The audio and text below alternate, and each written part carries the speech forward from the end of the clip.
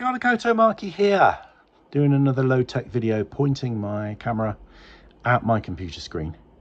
So do not adjust your sets.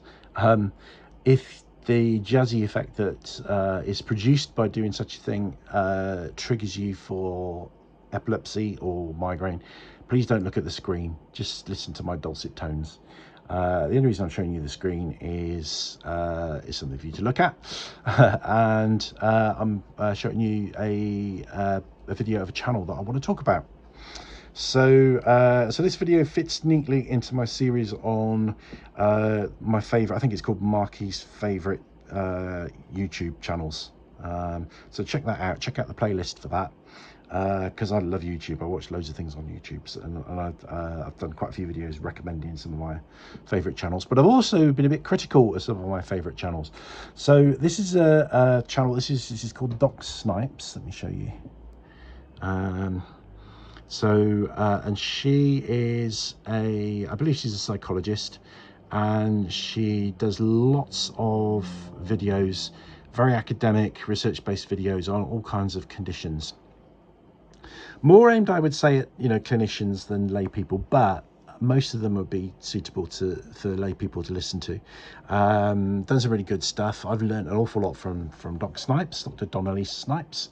But she's done some videos, three plopped into my inbox all in one go, about porn addiction. So one of them was this one, the physical. The other was, let me come back out and show you. She seems to have done a lot on porn addiction recently. So here we go. That's mental health, continuing education and practical resources, mental health matters.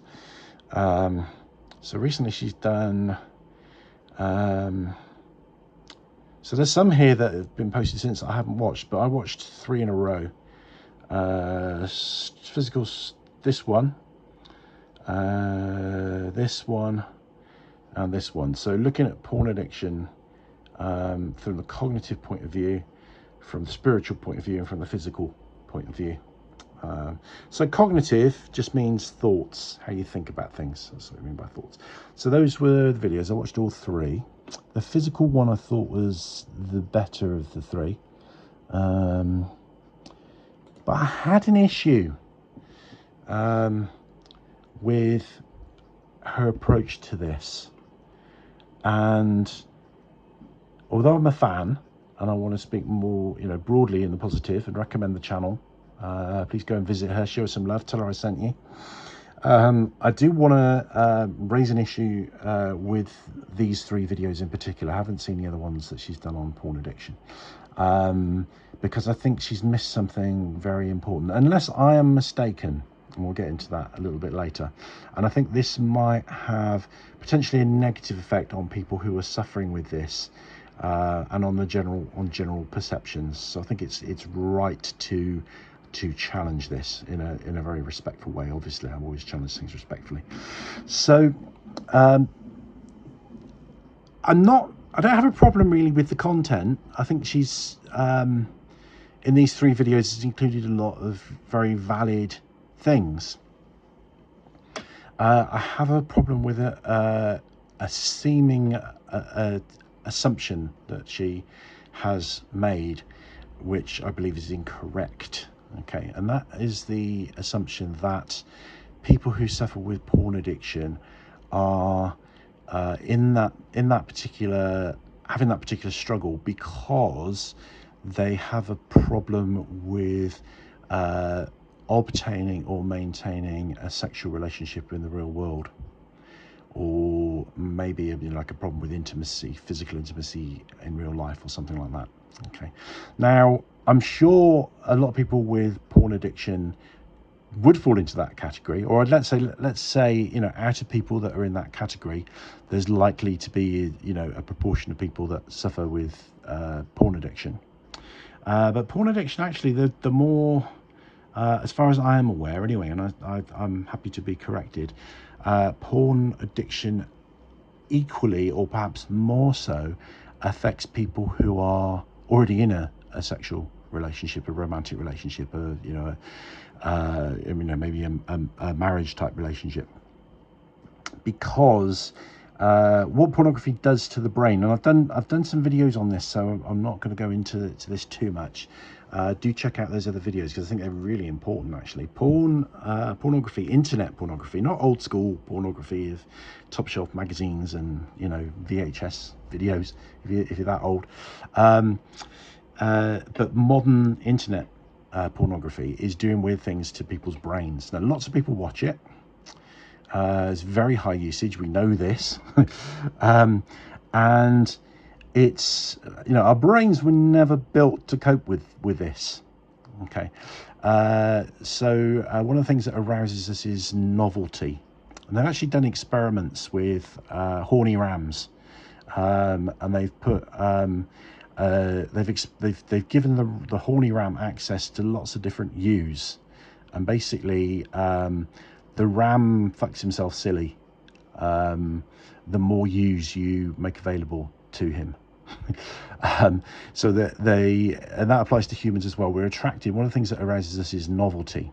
Okay, so one of the things about the internet pornography is that it can expose us to a ridiculous amount of the equivalent of use to the ram, more than we would ever be exposed to in real life. In terms of, so for example, how many you know, generally speaking, how many sexually available in the moment, attractive and naked or semi-naked people of your preferred sex and gender have you seen in your lifetime?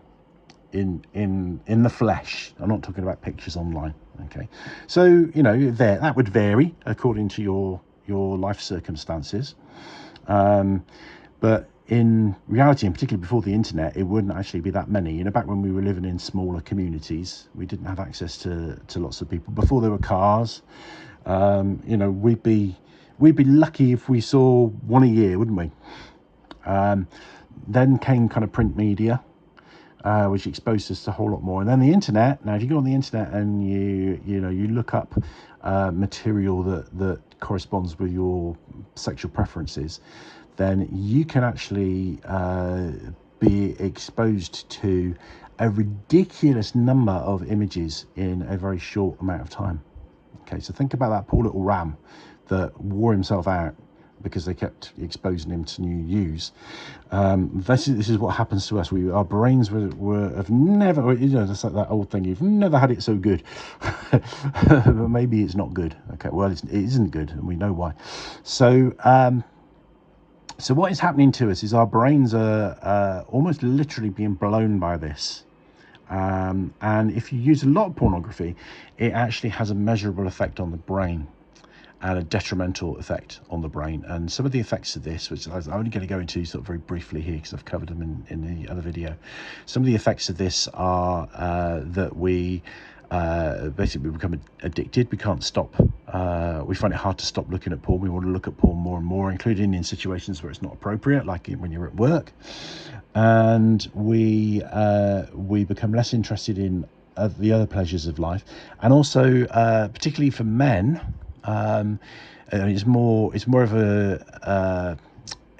a noticeable issue in men. So if a man's not physically aroused, it's much more evident than if a female's not physically aroused. And this applies to both males and females, but more to males.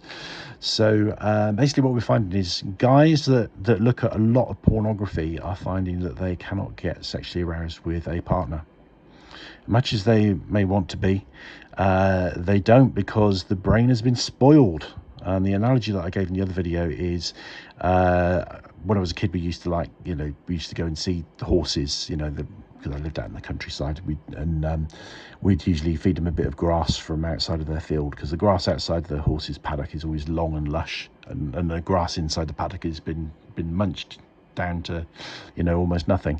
So you used to be able to feed them grass, and they'd like that, and they'd come and you'd give them a bit of a pat and a bit of fuss, and you know, it was just a pleasant way to pass the time before the internet, before we had such entertainments.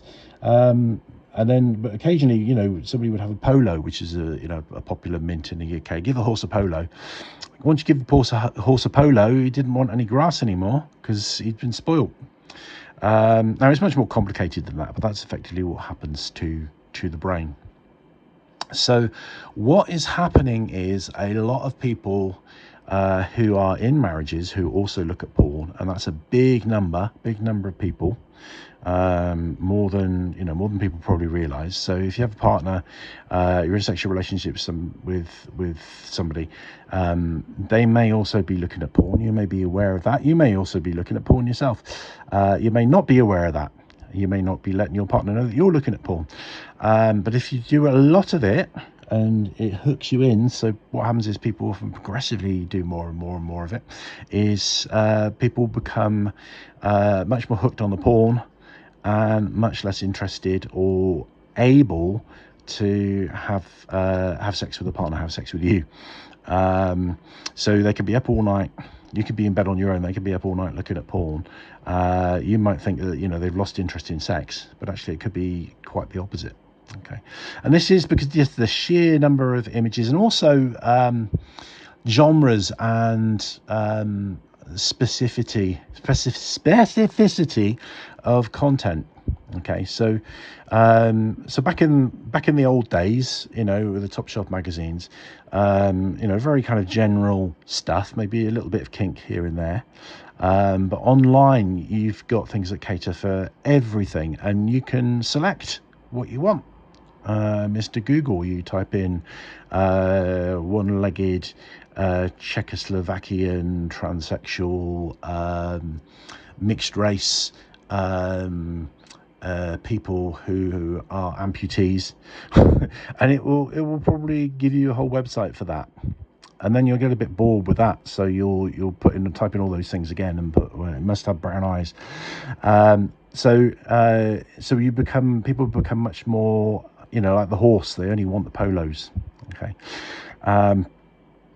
So this is something that's affecting people in relationships. This is not, I'm not saying that people who are single don't look at porn, because they do. I'm sure people who are single probably generally look at porn more than people who are in relationships. I'm sure that's probably true as well. But I think it's unhelpful to start with an assumption that people with porn addiction are in that position because they have some reason why they find it difficult to form or maintain sexual relationships. I think that's an unhelpful assumption. I mean, there may be some degree of statistical truth in it, but I don't think it's a helpful thing for somebody who is struggling with porn addiction, and they're looking for help online, and they click on this video. They're not going to relate to it, and they're going to think, well, she's implying that we're all sad, lonely people. I'm in a relationship, with a beautiful partner, and I've been in this relationship for 20 years, and then could be put off that material. So I'm not saying that her material on porn addiction isn't helpful, but what I'm saying is it's the way she's angled it, the way she's presented it, the if you like, the clientele to which she's kind of directed these videos is not the most helpful one, really. Now, an aside, because I do like Dr. Snipes, I really like the fact that she's called it this is a bit nuanced, okay. Addiction is not a word that's used very often within the mental health establishment, within the psychiatric establishment, to describe people who have a compulsive use or excessive use of pornography. Okay, and it's not used very much these days for people who have other areas of compulsivity around sex.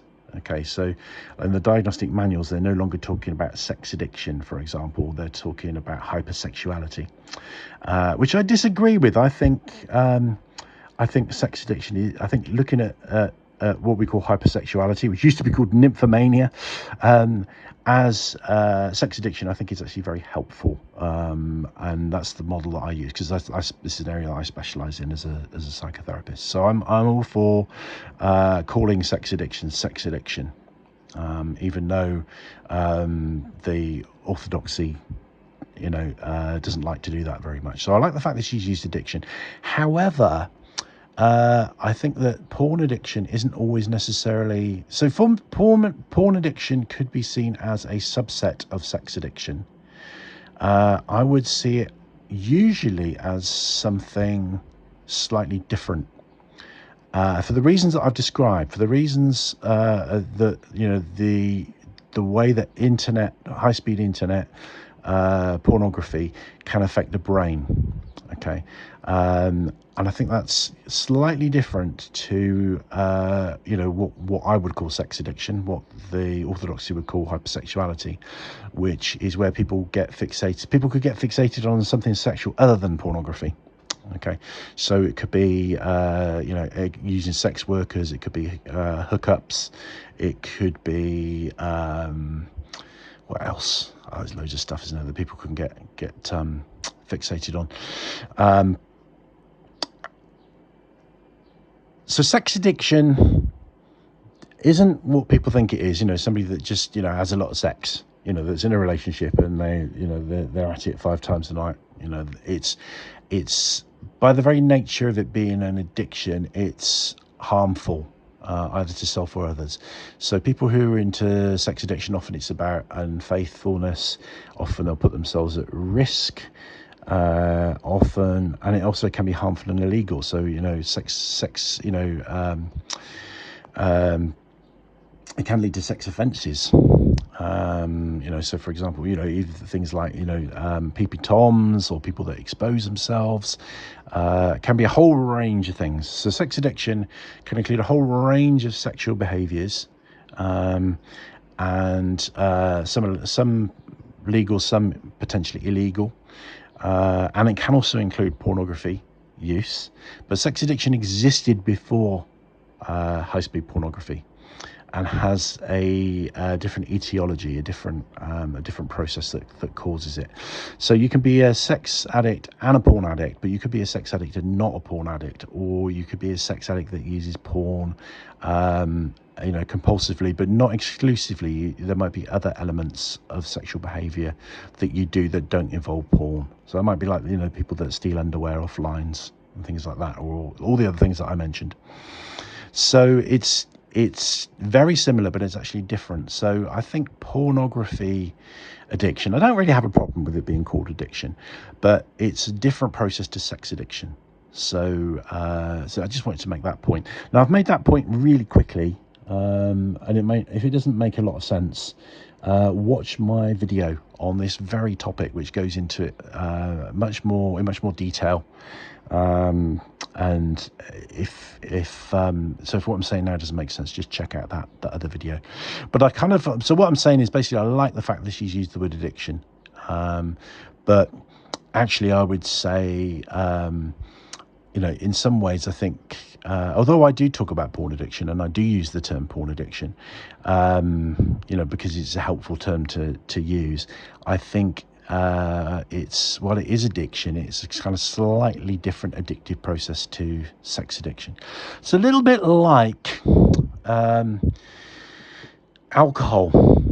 Okay, so what happens if you drink a lot of alcohol over a period of time, you develop a tolerance to it, to the extent that if you would suddenly stop drinking that alcohol, it could make you very ill. You get withdrawal symptoms, potentially fatal ones like seizures. Okay, but that's alcohol dependence. So it's not the same as alcoholism or alcohol addiction. Okay, so I've worked with, I mean, a big part of my working career has been working with people with alcohol issues, including helping them access detox facilities. So some people are alcoholic, you know, they've got so it's more of a psychological addiction to alcohol. All the studies show that if you take somebody who has that issue and you just give them a detox and no other help whatsoever, the chances are they'll go back onto the alcohol again afterwards. Okay, but if you took some random person off the street and force-fed them alcohol until they achieved an alcohol dependence, and then you gave them a medical detox from alcohol, they probably wouldn't go back to the alcohol. Or if they did go back to the alcohol, they'd go back to moderate drinking. Whereas the alcoholic, the classic alcoholic, you detox them, they would go back not to moderate drinking, but to, you know, excessive drinking. So the alcohol dependency is a physical process, and the alcohol addiction or the alcoholism is a psychological process, probably with some physical elements to it, because these things are always complicated, aren't they? Always a bit more complex than you hope, really. But I hope that kind of makes sense. So I'm just being very nuanced in that. Really, don't worry too much if you don't follow that point. But I go into it in a lot of detail in other videos. And there's a guy called Gary Wilson, who sadly died recently, who's done lots of research into this, and he's got some great videos as well. So I'll try and put some links to those down in the description below. But what I want to say really is, Doc Snipes, all the information that you put in these 3 videos, and I see you've done some more videos on porn addiction since then, and I haven't watched those. It's not that it's not good information, and it's not that it won't be helpful to people who self-identify as having porn addiction. But what I have a bit of a concern about is the way that you've kind of focused that towards people who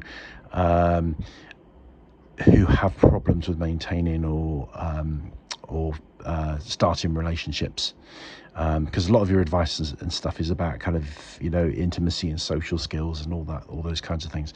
Now, that might be very, very relevant to lots of people, but I don't like the assumption that porn addiction is all about single people, because I think it overlooks the fact that there are it is the hidden secret affliction of the possibly your boyfriend or girlfriend. It affects lots of people that are already in relationships, and I think that's a really important fact. It could be that somebody that's got suffering with porn addiction finds your videos and then doesn't relate to them and thinks, well, I can't be a porn addict then, because that doesn't really apply to me. So that's my gripe with Snipes, and that's it. If you kind of counter me with research that says that overwhelmingly porn addicts are lonely people that aren't in relationships, can't form relationships, then I will have to eat humble pie and back down. But I don't believe that's the case. And even if the majority of people are single, I don't think being single is the fundamental cause of the sex addiction. And if you are struggling, porn addiction, and if you are struggling with porn addiction and you find a relationship, then it may well be that you can't function sexually in that relationship anyway. So I think it's just a little bit